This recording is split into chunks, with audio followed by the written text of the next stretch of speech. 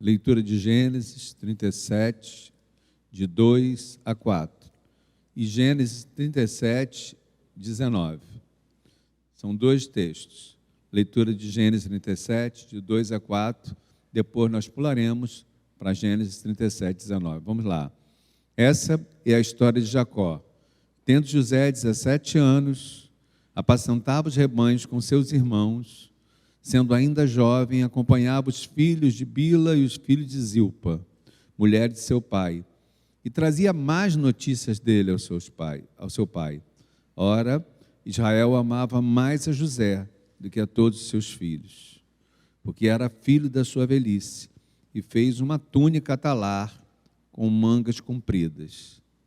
Vendo, pois, seus irmãos que o pai o amava mais que todos os outros filhos, teve José um sonho e o relatou aos seus irmãos. Por isso, odiaram ainda mais.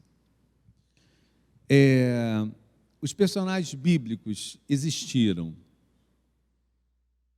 E os personagens bíblicos existiram para nos trazer ensinamentos.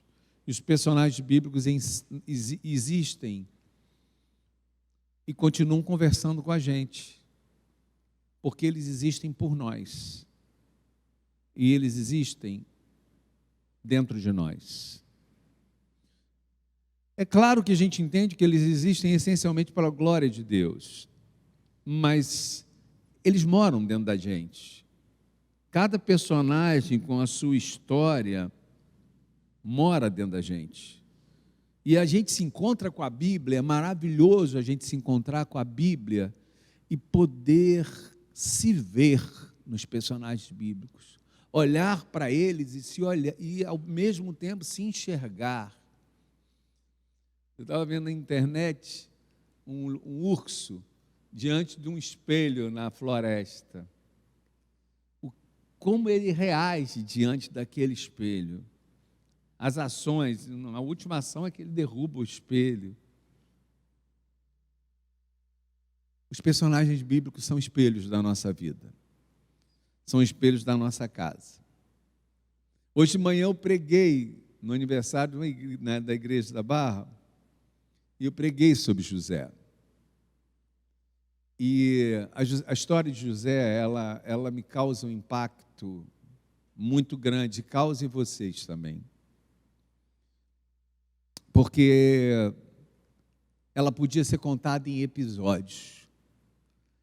Se ela fosse contada em episódios, o primeiro episódio seria família. Sabe, aquelas aberturas que a gente tem com molduras no cinema, especialmente no cinema antigo. Então, a primeira palavra que apareceria seria família. Porque na família, a família é o lugar que Deus toca a gente. Deus toca a gente pela família. A mão de Deus chega na nossa vida pela família. A mão de Deus, ela se manifesta pela família. E a mão do inimigo também toca nossas vidas pela família. Porque é na família o lugar do acolhimento, do amor, do consolo, do apoio, do amparo, da provisão. Mas é na família o lugar da ferida, da rejeição, do abuso, da agressão. Tudo é na família. As coisas boas acontecem na família e as coisas que não são boas acontecem na família. A família de José fala das nossas famílias, da preferência. Jacó gostava mais de um filho do que do outro. E por que ele gostava mais de um filho do que do outro? Porque ele justamente era o temporão, era o filho do amor. Ele amava Raquel. E Raquel não tinha filhos. E depois de tanto eles lutarem para ter filho, aí nasce lá aquela raspa do tacho, que era José. Ele amava José. E às vezes, mas isso não justifica ele gostar mais de um filho do que do outro, e ele agir como se gostasse mais de um filho do que do outro. Isso não justifica, mas a gente explica as nossas escolhas erradas, apresentando motivos, nós nos escondemos atrás de alguns motivos para apresentar nossas escolhas erradas.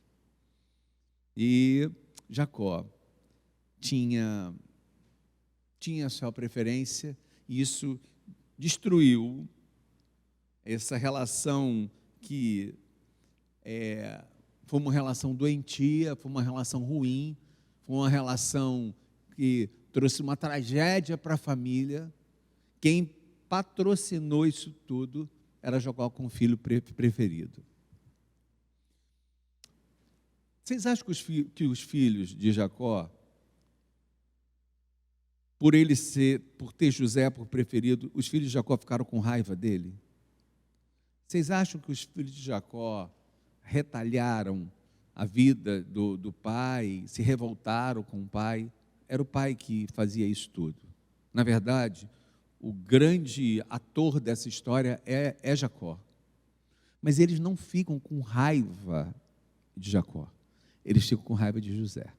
Eles ficam com raiva de José, e para piorar a situação deles sentirem raiva de José, José ainda sonha. E ainda tem uns sonhos estranhos. Ele sonha, pior que era tudo verdade, o sonho de José, o pior de tudo, que os sonhos de José eram todos verdade. Ele sonha, mas ele tem sonhos que eram, eu fico imaginando os irmãos ouvindo aquilo. Gente, eu tive um sonho. Aí todo mundo para na família, uma família enorme, todo mundo para ouvir o sonho. Olha só, o sonho era o seguinte: eram algumas estrelas, eram vocês, as estrelas. E tinha uma lua, a lua era você, mãe. E tinha um sol. O sol era eu.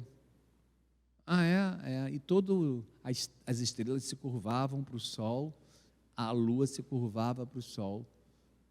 Eu fico imaginando os irmãos se entreolhando, com muita raiva. Depois ele sonha que ele tem uns feixes, e tinha um feixe maior e vários feixes menores, e os feixes menores se curvavam para ele. Os irmãos ficam com ódio dele. Aliás, deixa eu dizer uma coisa para vocês. Escolha para quem vocês vão contar os sonhos de vocês. Às vezes, as pessoas se ferem com nossos sonhos. Vocês sabem que eu não acredito em inveja, e eu já cansei de falar isso aqui, que inveja não tem poder. Mas eu acredito que as pessoas sintam inveja. Não acredito que ela tenha poder de mudar a minha vida, mas que as pessoas sentem inveja, elas sentem. Então, cuidado para quem você conta seus sonhos, porque parece estranho eu dizer isso, mas tem gente que se fere com seus sonhos. Tem muita gente que se fere com seus sonhos. E os pais têm o talento de alimentar o melhor dos filhos. E os pais têm o talento de alimentar o pior dos filhos. E o pai alimenta o pior dos filhos. Jacó, vocês leram que ele fez uma toga talar, significa que ele tinha uma roupa de proprietário e os irmãos tinham roupa de escravo. Os irmãos mais velhos, que chegaram no ônibus mais cedo do que ele chega e senta na janela com a roupa de proprietário, como se ele fosse maior do que os irmãos. Então, o que acontece é que a gente termina transformando os nossos filhos em monstros. A gente termina alimentando os monstros. Eu já contei que lá em casa não tinha box, tinha aquelas cortinas. Todo mundo tem uma história de cortina de plástico na família. Aquelas cortinas que colavam no nosso corpo, aquela coisa horrorosa. Todo mundo, que às vezes arrebentava os anéis ali em cima. Todo mundo tem essa história de uma cortina de plástico. Então, o banheiro molhava todo, eu já contei aqui, todo o banheiro. E eu, como era o preferido, o homem, quando eu molhava o banheiro, quem tinha que secar o banheiro era minha irmã. Gente, que absurdo, né? É um absurdo isso. Quem tinha que secar o banheiro era a minha irmã. Então minha irmã falava, mas por que eu tenho que secar o banheiro? Porque você é mulher. E você tem que secar o banheiro. Claro que ela ajudava a criar um monstro. Porque eu dizia para minha irmã, eu esperava a primeira oportunidade para dizer, você tem que secar o banheiro. Você tem que secar o banheiro.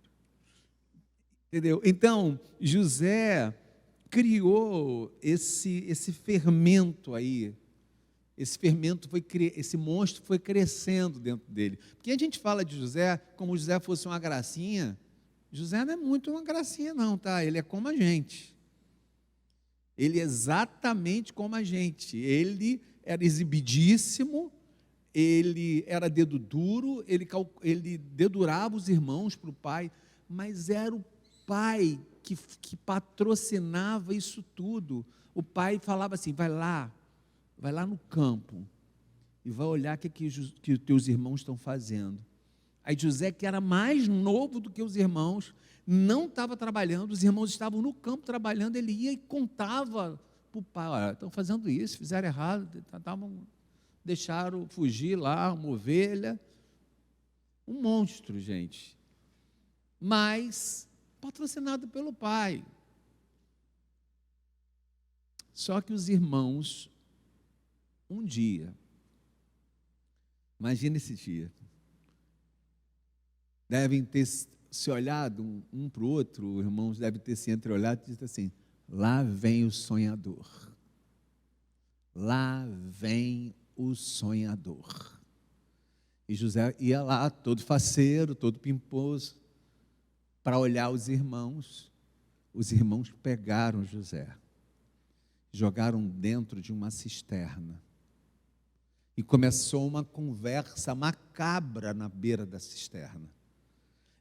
Um dizia assim, vamos matá-lo, vamos pegar a roupa suja com o sangue dele e vamos dizer que um animal devorou.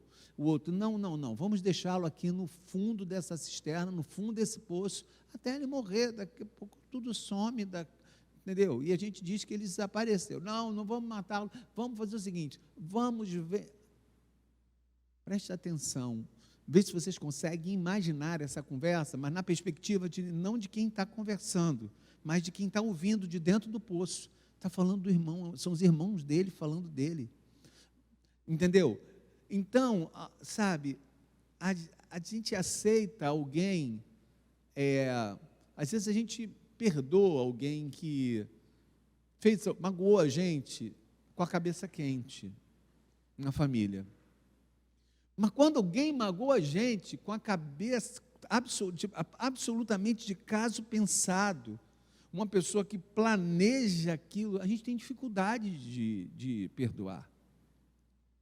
E o texto, em 37, 22, fala que Rubem diz assim, não, vamos deixá-lo na cova e depois a gente vende. E o texto diz assim, dizia Rubem isso, para tirá-lo das mãos dos seus irmãos e devolvê-lo para o seu pai.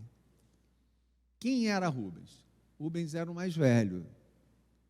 Justamente quem foi o mais ferido, porque quem deveria receber todo aquele destaque era o mais velho. Quem foi o mais atingido pela preferência de Jacó foi justamente Rubem, e é Rubem que tem a ideia de jogá-lo lá dentro, mas com intenção de esperar os irmãos saírem e depois tirar José de lá de dentro. A gente carrega dentro da gente algumas sementes. A gente carrega a semente do bem. A gente carrega a semente da face de Deus, porque nós somos feitos à imagem e semelhança de Deus. Mas nós carregamos a semente do mal dentro de nós. E o que a gente precisa é esperar, deixar que a versão melhor, a nossa melhor versão apareça. Então, Rubem dá a oportunidade de mostrar a sua versão certa. E eu queria dizer para você nessa noite que a gente precisa deixar que a nossa melhor versão apareça. que a gente não prolongue o sofrimento de ninguém. O irmão dizia assim, ó, não vamos matá-lo, não, porque papai vai sofrer muito. Mas o mesmo irmão que dizia isso, não vamos matá-lo não, papai, porque papai vai sofrer muito, deixou o papai sofrendo anos pensando que o filho tinha sido morto.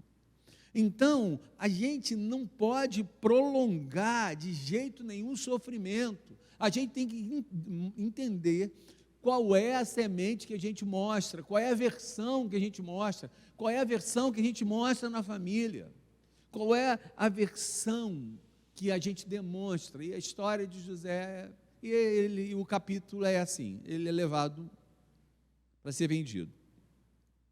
E quando ele é levado para ser vendido, uma coisa interessante é que Potifar descobre que José era bom de trabalho. De alguma maneira, Potifar descobre isso e bota José dentro de casa para administrar as coisas. E a mulher de Potifar, a mulher de Potifar bota o olho naquele cara bonitão e eu estou imaginando que ela tem uns 40 anos, essa mulher. Ela bota os olhos em José e ela comete assédio, ela assedia José. E José responde a ela de alguma maneira, com algumas coisas que são importantes para a nossa vida.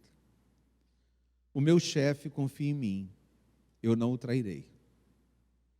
A senhora não me pertence, eu não me trairei. Eu não trairei o meu Deus.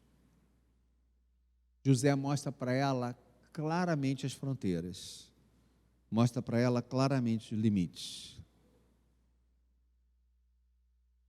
O pecado tem muitas definições, mas uma definição de pecado é: pecado significa a travessia de uma fronteira e a chegada num território que não me pertence.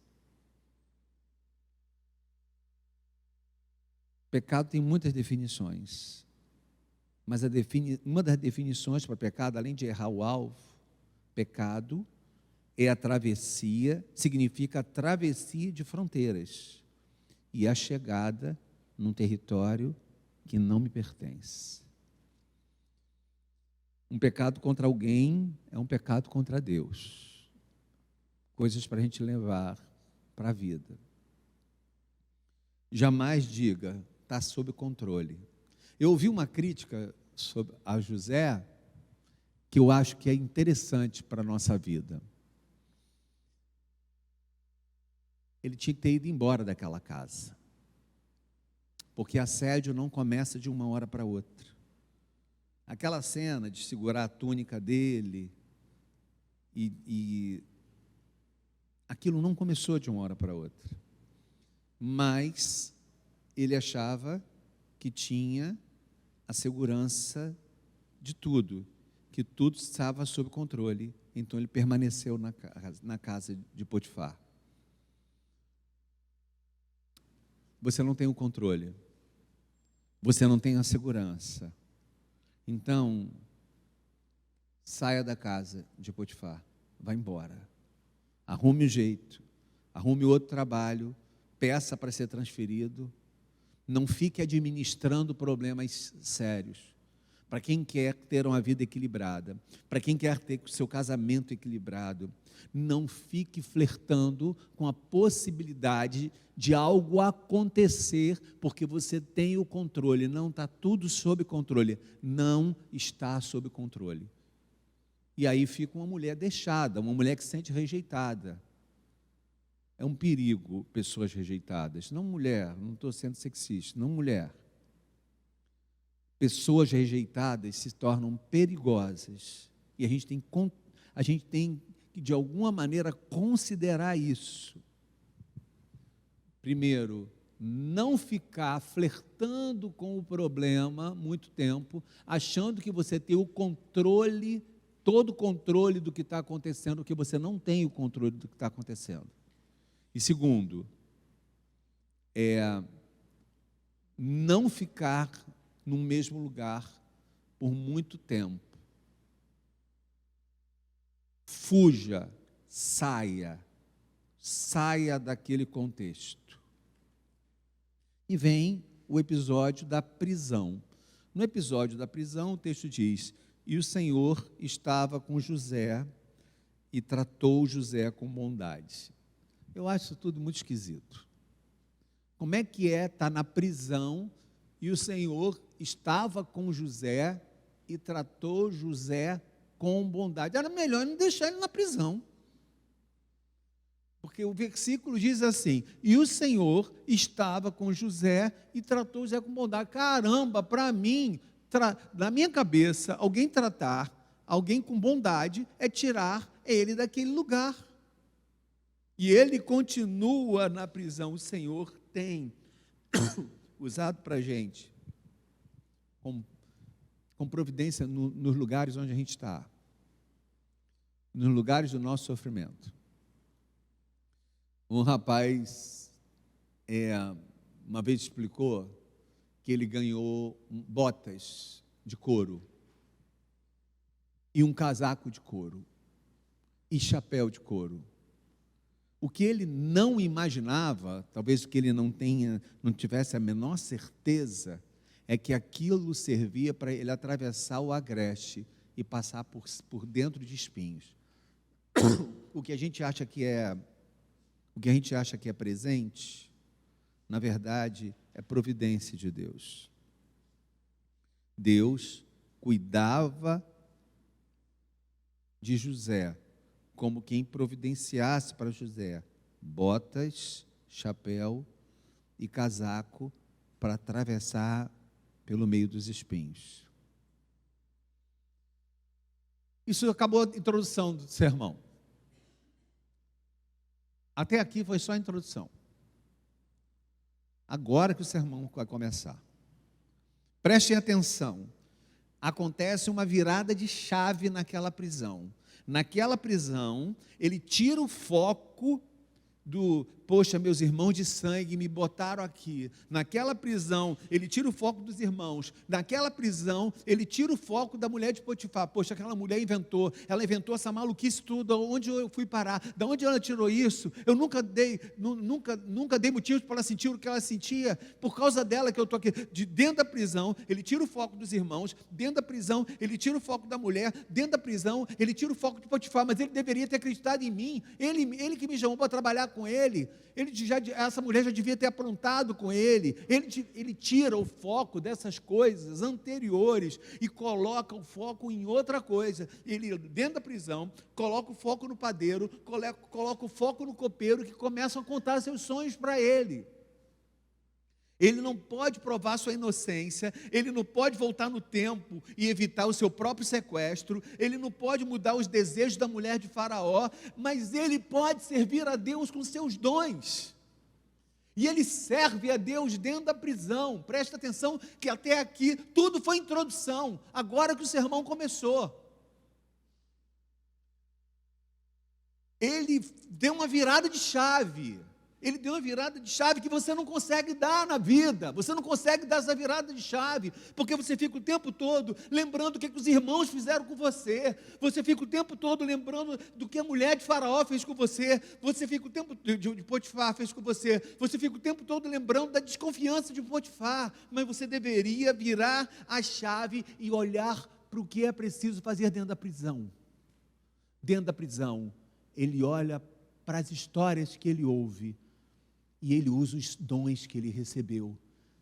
Qual era o dom que ele tinha recebido? Sonhos. Interpretar sonhos. E ele usa os dons de uma maneira muito interessante dentro da prisão. Deus não quer que você mude a cabeça de Potifar. Deus não quer que você abra a cadeia e saia a cadeia que você foi colocado. Deus não quer nada disso de você. O que Deus quer de você é que você use os dons no lugar estreito que você foi colocado. O que Deus quer de você é que você entenda que existe gente para além da dor que você sente. Um dos problemas que a gente tem nessa vida, um dos problemas que não faz a gente deslanchar na vida, é que a gente não entende que existe gente para além da nossa dor. E ele consegue enxergar coisas para além da dor que ele sentia. José usou o que Deus plantou dentro dele. O trecho de vida dele é um trecho de vida ruim, era uma prisão, mas ele usou o que Deus plantou dentro dele, e a palavra para você nessa noite é: você precisa usar aquilo que Deus plantou dentro de você, não obstante o lugar onde você esteja colocado. Use seu dom, aquilo que toca as pessoas, aquilo que chega, faz os olhos das pessoas brilharem. Aquilo que faz os seus olhos brilhar, use o seu dom. E o mais importante é o centro do sermão agora: quebre os ciclos, quebre os ciclos, quebre, não importa as intrigas, não importa a cova, não importa o poço, não importa a prisão, a sua saída está em Deus. Você precisa quebrar o ciclo. Não importa a estratégia da mulher de Potifar, não importa o ciúme dos irmãos, não importa a caravana que o levou para outro lugar, quebre o ciclo. Você precisa quebrar o ciclo. Se o seu casamento entrou num ciclo perigoso, se as coisas estão se repetindo, se você percebe que as coisas estão caminhando muito mal, que a tua relação está caminhando muito mal, é hora de você quebrar o ciclo. E a gente quebra o ciclo quando a gente consegue não olhar apenas para uma coisa só, para as coisas que fazem a gente lamentar. A gente quebra o ciclo quando a gente consegue olhar para Deus e consegue olhar para aquilo que Deus deu para a gente dentro da prisão. É preciso quebrar os ciclos. Há algo em você, algo que você pode fazer que te ajude a tirar os teus olhos daquilo que você perdeu. Há algo que você precisa fazer, há algo que você pode fazer, que tem que te ajudar a tirar os olhos daquilo que se perdeu. Porque a gente fica o tempo todo preso ao ciclo das nossas memórias. As memórias da família, o que a família fez. A memória de um pai estúpido que às vezes passou na nossa vida, de uma mãe indiferente que abandonou a gente, de irmãos invejosos, de irmãos que não cuidaram da gente, de gente mais velha que deveria ter cuidado da gente e não cuidou.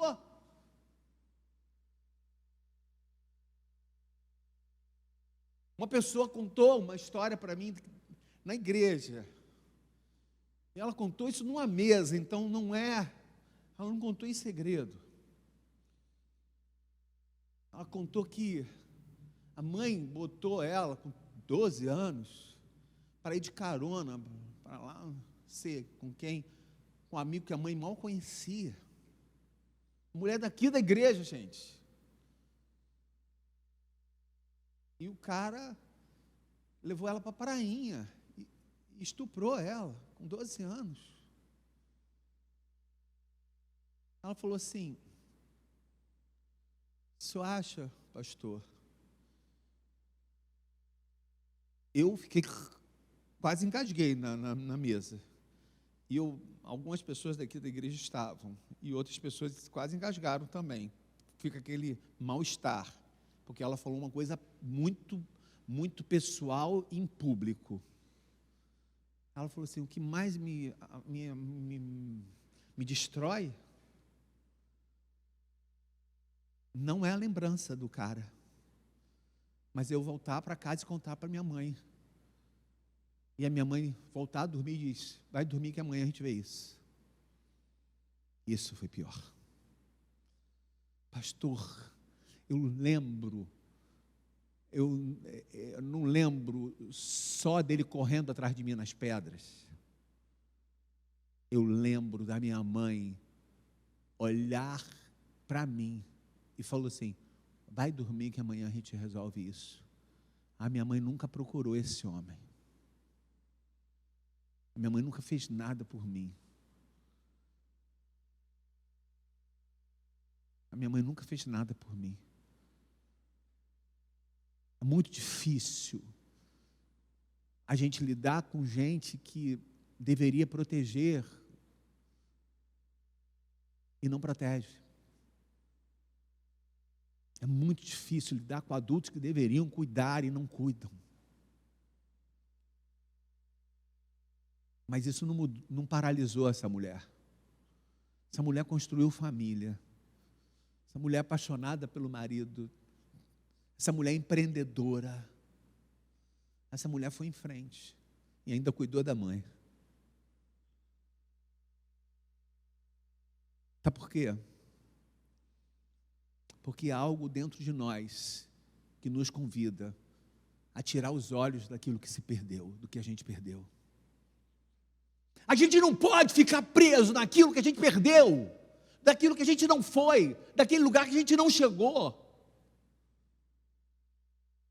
A gente tem que se livrar disso e trabalhar com o que está nas nossas mãos agora.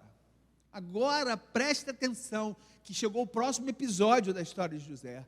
O nome é A Ascensão de José.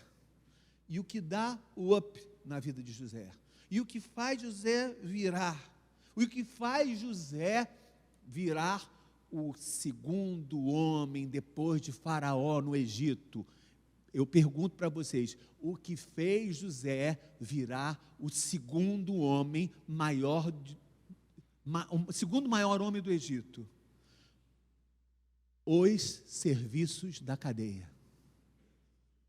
O que fez José dar volta foi justamente os serviços da cadeia.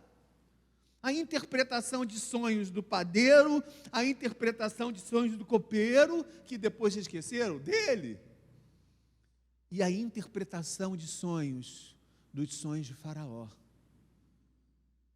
O que fez José dar o up na sua própria vida foram os seus serviços na cadeia, porque o tempo todo a gente precisa lembrar que o Senhor estava na cadeia com José, e o Senhor tratou José com bondade. É preciso a gente acreditar nisso, que depois dele ter virado o que virou, ele se transformou naquilo que ele se transformou, ele cresceu, ele se tornou o que ele se tornou, justamente pelo serviço da cadeia. Foi a cadeia que fez isso, foi a cadeia que virou a vida dele de cabeça para baixo, que fez ele escrever um monte de história, foi a cadeia. Então é hora da gente tirar os olhos daquilo que nos aprisiona como uma possibilidade do que a gente não recebeu, daquilo que a gente não foi, daquilo que a gente não chegou. É hora de a gente tirar os olhos disso e olhar para o que é preciso fazer no lugar que nós estamos. Essa é a pegada. A pegada é virar a chave justamente naquilo que foi dado de chance para a gente. O que levanta José, ironicamente, foram os serviços da cadeia. A gente pode tudo. A gente pode muito mais no lugar onde a gente está plantado. Tu está plantada aqui no meio de Curicica, tu foi colocada, tem um motivo, tem uma razão de você ter vindo fazer doutorado aqui, tem uma razão, e você tem que entender o que é para fazer no lugar onde você foi colocado, e não se ressentir daquelas coisas que você deixou de receber, ou daquilo que você perdeu. É isso que Deus quer de nós. É isso que Deus pede de nós, que a gente consiga florescer aonde a gente foi plantado. A gente precisa aprender que é necessário florescer. Eu falei mal de José, comecei falando mal de José. Depois eu falei bem de José. Depois eu questionei José com a mulher de Potifar. Aí falei mal de José de novo. E agora José interpreta o sonho e eu vou lá e falo bem de José de novo. Agora José está perto do capítulo final. E o capítulo é Egito. José sobe e ganha uma bênção. Virá um homem absolutamente famoso. Um homem poderoso. Mas, junto com as bênçãos, chegam os problemas. Quando a gente está na aflição, pedindo a Deus coisas, a gente consegue interpretar bem os cenários. Tudo que roda em torno da gente, a gente consegue interpretar. Mas quando a gente recebe a bênção, já preguei isso 300 vezes, a gente fica mais tonto e repara menos nas coisas. Só que José recebe um presente, ele vira o cara do Egito. Só que com isso, ele leva com ele a maquiagem, a roupa, os filhos, a esposa que era uma profetisa do Egito, e ele muda o seu nome. José passou a se chamar Zenefate Parneia. José mudou tanto, que os irmãos não conheceram ele conversando com ele, porque ele estava fantasiado, eles olhavam e eles não viam mais o irmão. Ah, mas ele era menino, não, ele tinha mais de 16 anos. A gente reconhece uma pessoa de 16 anos, ela já está com as suas feições definidas. Os irmãos não viam que era ele, porque os irmãos olhavam para ele e só viam um egípcio. Esse é um problema da bênção. Às vezes a gente, no meio da bênção, a gente esquece algumas coisas e fica irreconhecível. A verdade é que José ficou irreconhecível. Ficou tão irreconhecível que nem os irmãos conheceram. Começou a ter a vida dele, viver como egípcio. Zenefate Parneia era um egípcio. José virou um egípcio. E aí o grande finale é esse. O grande finale é o encontro com os irmãos. E a cura com os irmãos.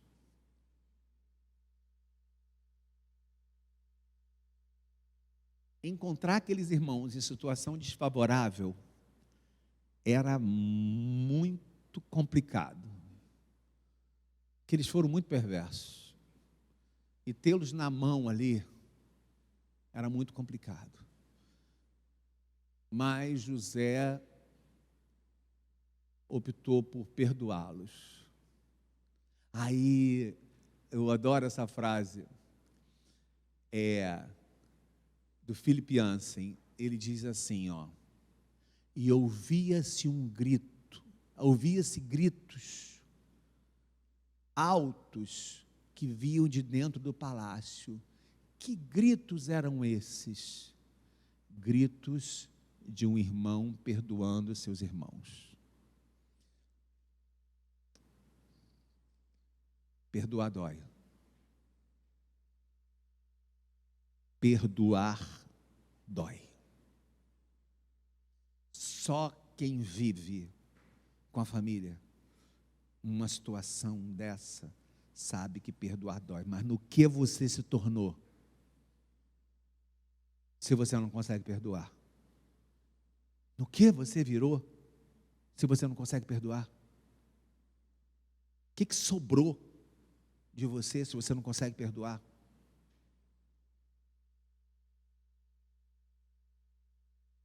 Frase para levar para casa. Perdão não tem vírgula. Perdão não tem vírgula. José perdoou os irmãos, mas antes ele fez os irmãos passarem uns apertos. Não, fica você, deixa o irmão aqui mais novo e volta para lá. Se vocês não voltarem, esse aqui fica. Ele faz um cenário que era a própria história dele. Ele faz uma cena, uma peça com os irmãos. Não, agora vocês vão lá. Aí ele vai e manda botar materiais dentro da bagagem dos irmãos. E quando os irmãos estão no meio do caminho, ele acusa os irmãos de terem roubado. Ele estava muito confuso, muito doido. Ele estava perdoando, mas ele queria dar uma espizinhada antes, entendeu? É só para você entender que perdão, José, não tem vírgula. Perdão é só perdão. Não adianta você querer perdoar, mas perdão é maior do que esclarecimento. Perdão não tem vírgula. Perdão não tem acordo em cima da tragédia. Ah, eu vou fazer isso, mas você vai ter que fazer. Perdão não tem isso. Não é possível construir em cima de entulho. Joga fora. Joga fora. Perdão não, a gente não pode construir em cima de entulho. Joga fora. Porque perdão tem que ser maior do que esclarecimento. Perdão tem que ser maior do que acúmulo. Perdão tem as suas raízes, não tem as suas raízes no passado. Perdão tem as suas raízes no presente e no futuro. Perdão é decisão. Perdão é decisão. O ponto mais emocionante da história, se eu fosse botar aquela, sabe a hora que a música vai, nessa hora, qual é o ponto mais alto da história? É quando ele olha para os irmãos e diz assim: eu sou José. Eu sou dramático, né, também. Por isso que eu gosto desses momentos. Estou imaginando o momento que ele vira para os irmãos e fala assim: quer saber? Eu sou José. Alguns esqueceram, desfigurado pela mágoa, esqueceram quem são. Mas o que é lindo em José, que no alto da sua angústia, no alto da sua crise, no alto da sua maluquice, de perdoar e não perdoar os irmãos, de fazer aquilo e fazer maldade na mesma hora que está perdoando, no alto da sua maluquice, ele solta essa frase: eu sou José. Eu sou José. Então o que é importante é que a gente, do alto da nossa maluquice, do alto da nossa confusão, a gente lembra quem eu sou Gisele, filha de Deus. Eu sou o filho de Deus, eu sou aquele que Deus escolheu, eu sou aquele que foi levantado para Deus para servir a causa do Evangelho.